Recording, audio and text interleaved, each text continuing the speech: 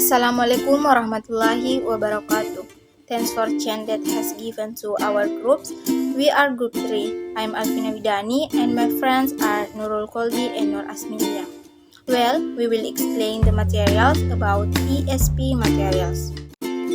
The first material, selecting and developing ESP materials. Selecting ESP materials according to Ellis and Johnson 1994. The choice of materials has a major impact on what happens in the course.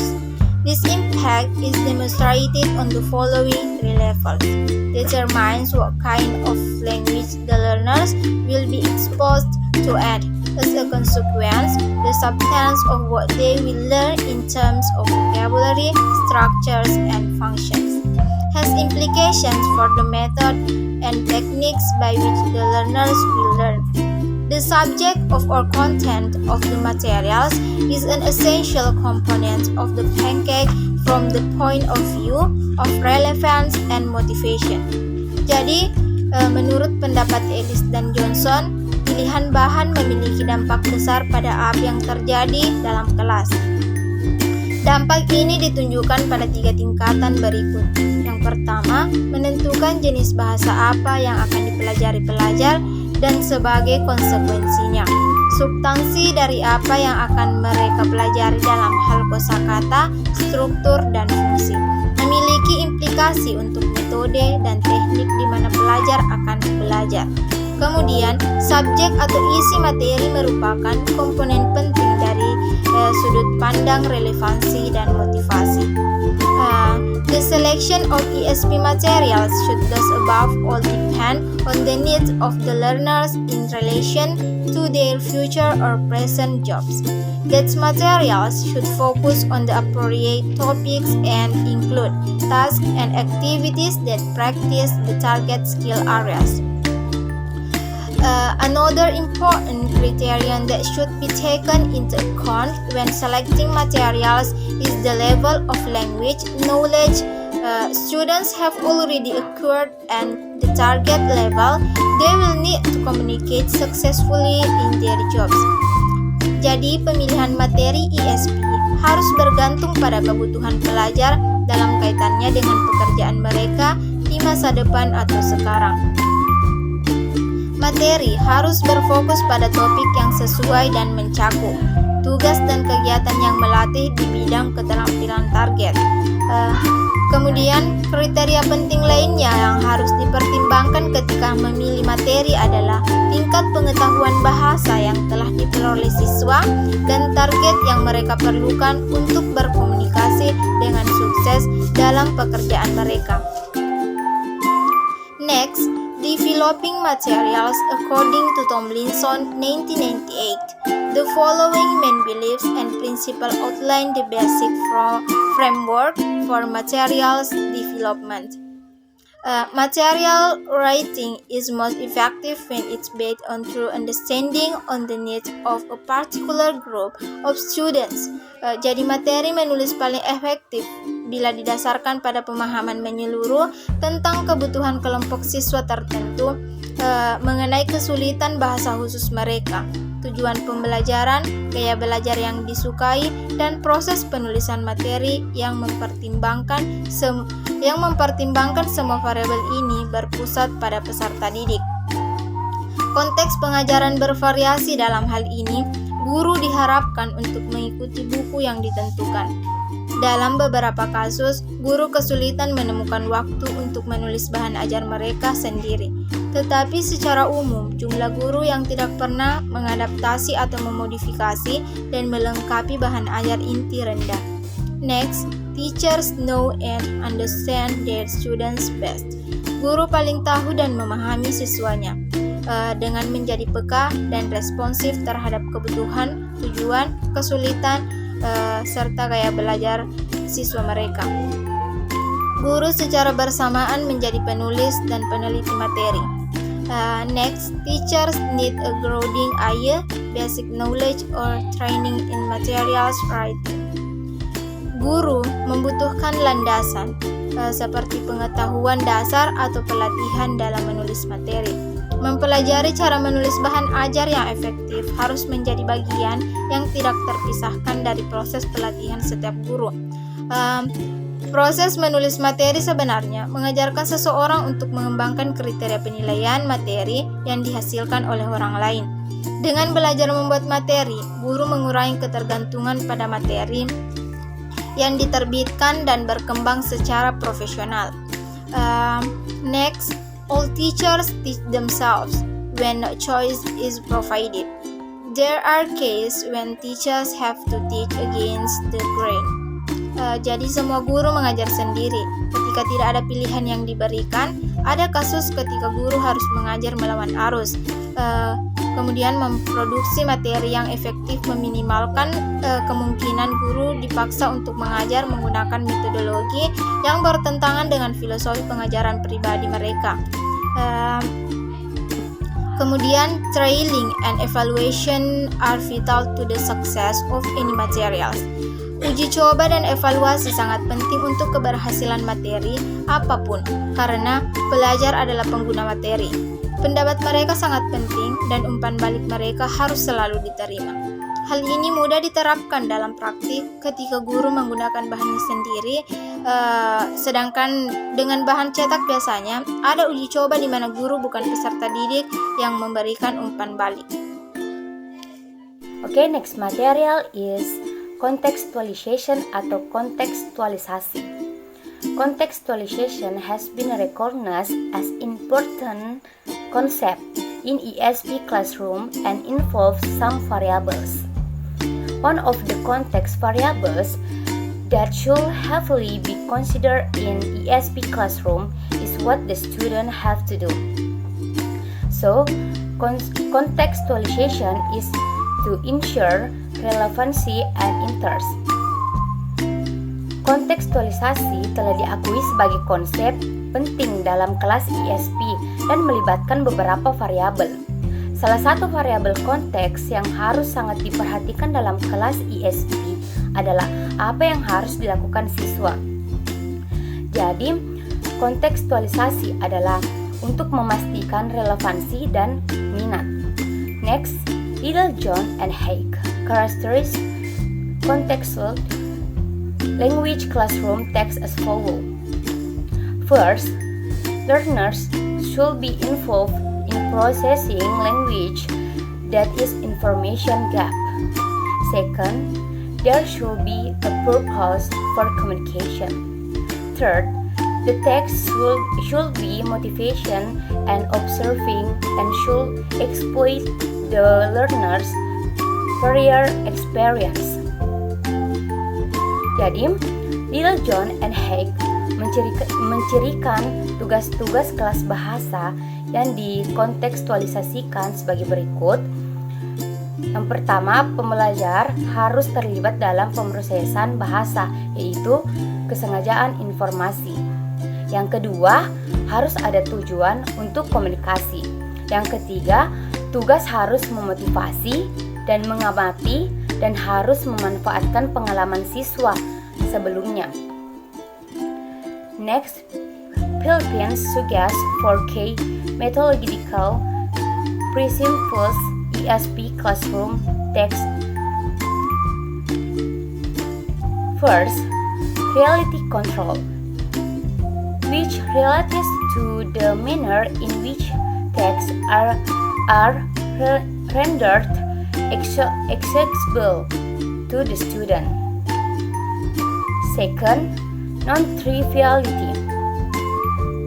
That is, the text must be meaningfully generated by the student's special purpose.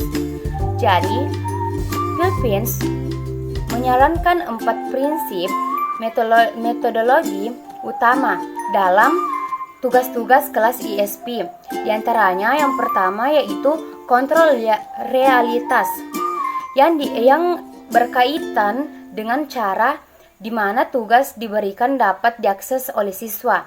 Yang kedua, non-triviality, yaitu tugas-tugas harus dihasilkan secara bermakna dan tujuan khusus siswa.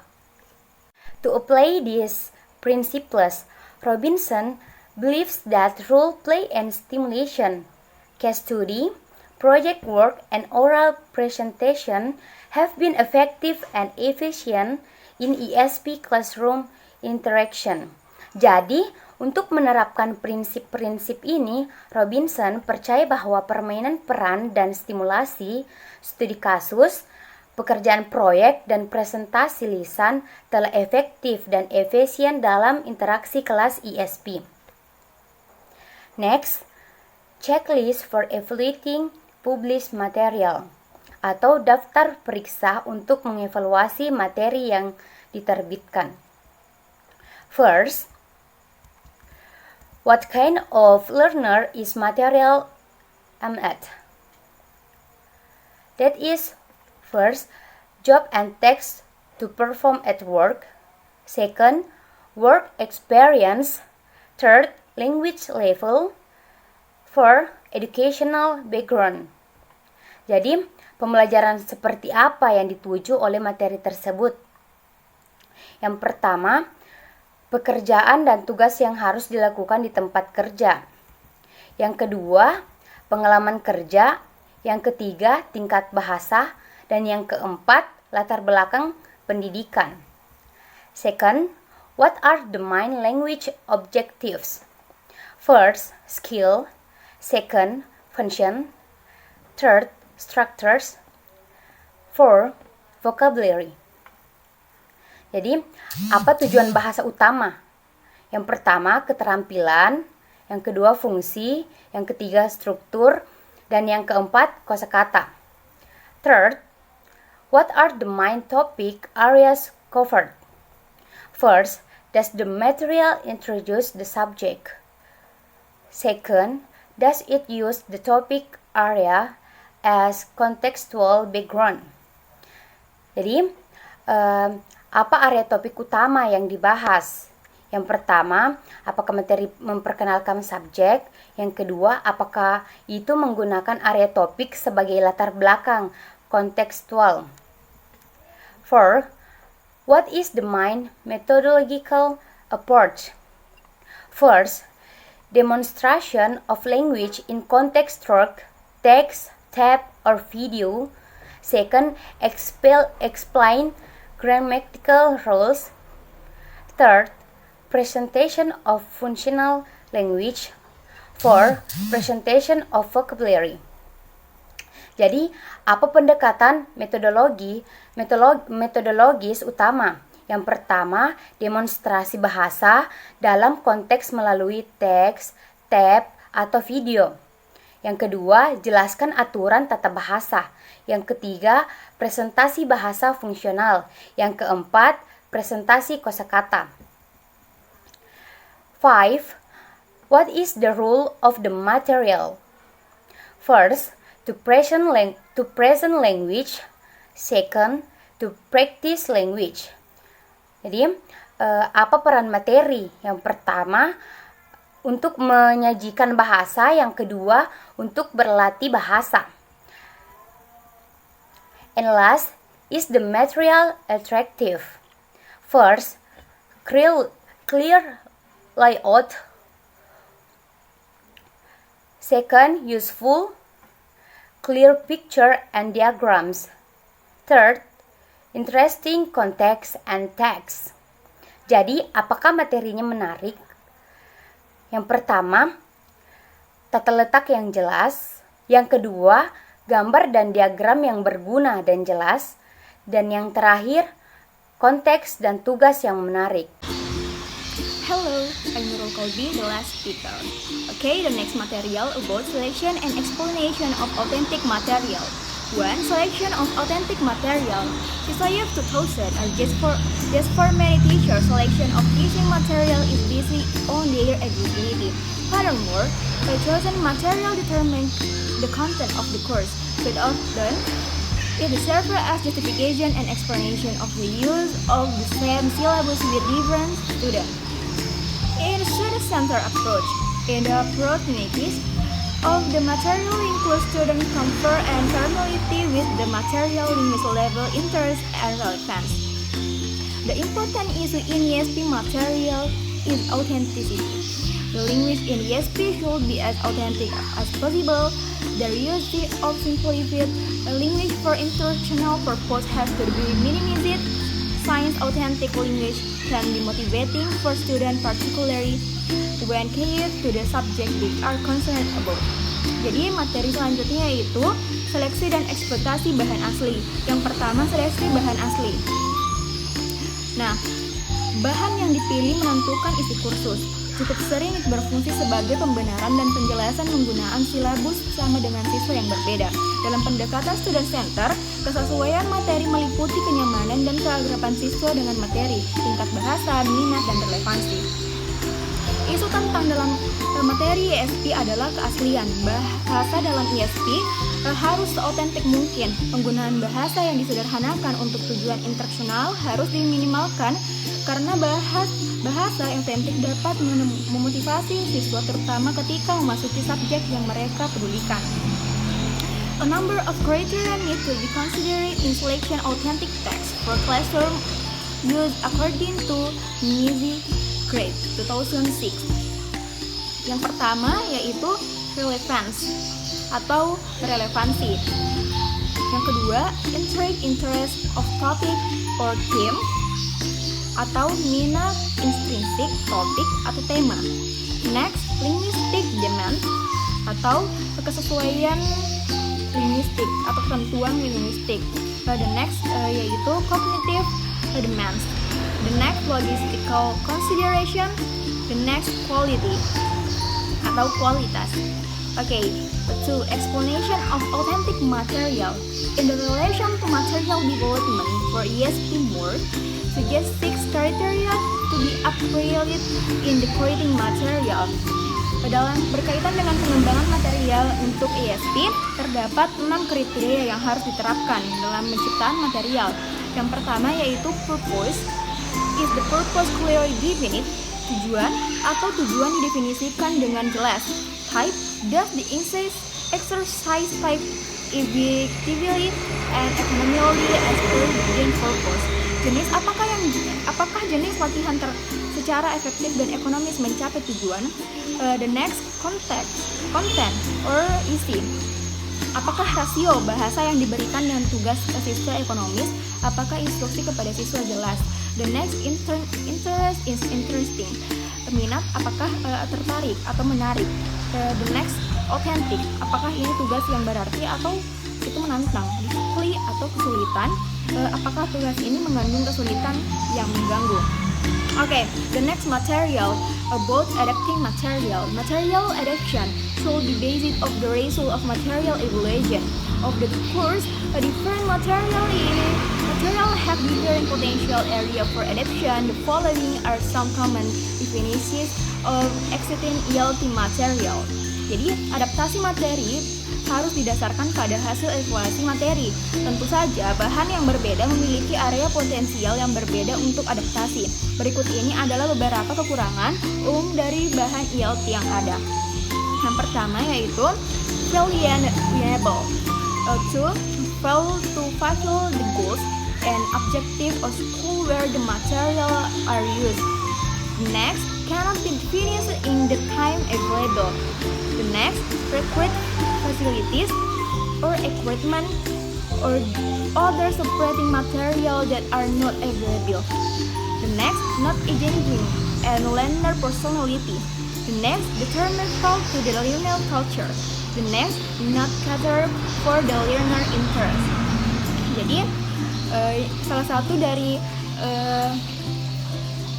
kekurangan umum dari bahan ELT yaitu gagal atau tidak dapat memenuhi tujuan dan sasaran yang ditentukan oleh silabus. Yang kedua yaitu gagal menentukan tujuan dan sasaran sekolah. Yang ketiga tidak dapat diselesaikan dalam waktu yang tersedia.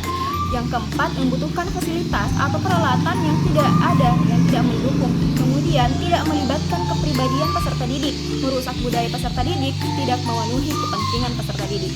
Okay, the next, the ways to adapt material are. Adapun cara untuk mengadaptasi bahan tersebut yang pertama yaitu omission atau kelalaian. Guru meninggalkan hal-hal yang dianggap tidak pantas, menyinggung, tidak produktif, dan lain-lain untuk kelompok tertentu. Yang kedua yaitu addition. Nah, addition ini tambahan, di mana tambahan cakupannya kurang memadai.